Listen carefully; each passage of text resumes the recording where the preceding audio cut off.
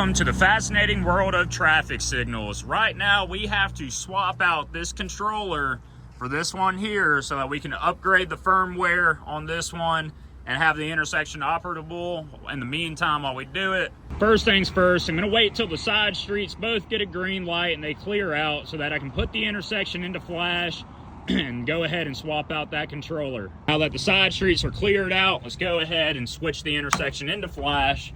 You'll see it's now flashing all red, and it's going to give us some time to swap this controller out for that one there. So first thing you want to do here is go ahead and flip off the controller. I'll start ripping out the cords and cables that are plugged into it.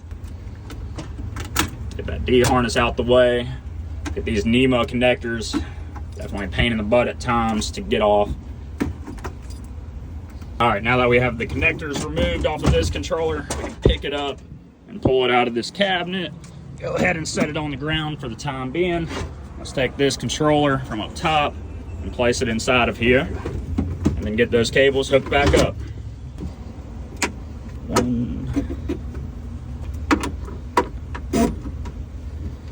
These things are usually a huge pain in the butt to connect, or they connect pretty easy. No in between. Let's go ahead and plug in our D harness. Let's go ahead and get that SDLC cable plugged back in. Go ahead and power on the controller. You'll see that it's kicking on now. It's about to be ready to run this intersection. It's safe out there before we just go ahead and take it out of flash, so the side streets aren't wanting to run the light when the main road gets green. Looks like they're moving, so let's go ahead and just take them out of flash. It's gonna count down. It's about to come out of flash and it'll be running like it should. There we go. So you'll see people running red lights, but it's usually the first one. Everybody's aware and still watching their surroundings usually.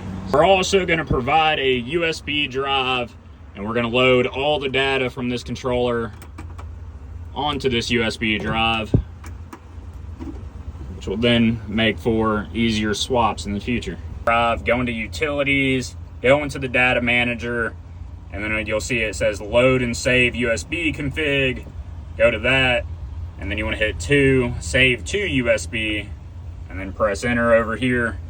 And when you do so, it's going to start saving all the data that's on this controller onto this USB drive. We'll write which intersection on it, leave it in this cabinet for future techs to work on it.